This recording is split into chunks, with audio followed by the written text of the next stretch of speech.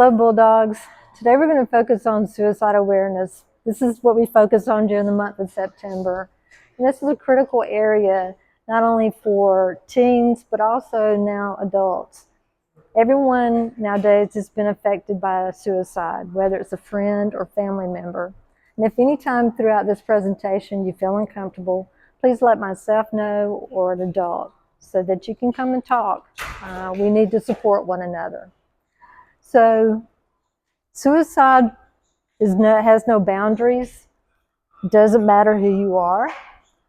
And it's one of the leading causes of preventable deaths in the nation today.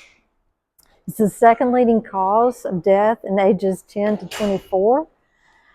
And the reason why we focus on this is the Jason Act flag. Jason Flatt was someone who unfortunately committed suicide, and his family reached out and started the Jason Flatt Foundation because they wanted to bring awareness to this huge problem among young people. Be the one to help. Take the Be One pledge. Be aware. Understand the problem of youth suicide. It is the second leading cause of death in ages 10 to 24. Be able. Identify the signs of concern in a friend who may be struggling. And be prepared to act if you recognize that someone is in trouble. You should never be afraid to talk to someone who may be depressed or at risk. You should have an action plan in case a friend or a family member shows signs of suicidal thinking. Although no program or resource can guarantee to prevent suicide, you can increase your abilities to guide a friend to help by being informed and knowledgeable about warning signs and resources for help. Go through each step. Step 1. Be aware. Be aware and understand the problem of youth suicide. By acknowledging this problem, we can take the proper steps to prevent this tragedy. Suicide is the second leading cause of death for youth ages 10 to 24. Only the grouping of unintentional injuries, which includes drowning, car accidents, accidental drug overdoses, etc., surpasses suicide as the leading cause of death. In fact, we lose more young people to suicide than to car accidents. 31.5% of youth surveyed reported having felt hopeless or sad for a constant period of 2 weeks or longer. This is a possible beginning of depression. Depression is one of the leading causes of suicide attempts and suicides in all age groups. Step 2. Be able. Be able to identify a friend who may be hurting. 4 out of 5 young people who attempt suicide will show clear warning signs before an attempt. You should be concerned if a friend exhibits these signs over an extended period. Look for these warning signs in your friends: suicide threats, withdrawal, depression, reckless behavior, neglect of personal appearance, substance abuse, and giving away belongings. Step 3. Be prepared. Be prepared to react. If you see something, say something. Have a game plan in place if any one of your friends ever indicates they are hurting or thinking of hurting themselves. Don't be afraid to talk to someone who seems to be depressed or hurting. At the very least, your friends will know that they have at least one person that cares about them.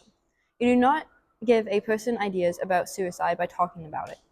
If a person is depressed or unhappy, discussing their feelings openly and allowing them to express how they feel is one of the most helpful things they can do. Even if they have had suicidal thoughts, giving them permission to express those thoughts can relieve some of the anxiety and provide an avenue to recognize other ways to escape the pain and sadness. Most importantly, always be prepared to approach a trusted adult when you are worried about a friend. Never tell someone that you will keep their thoughts or feelings a secret.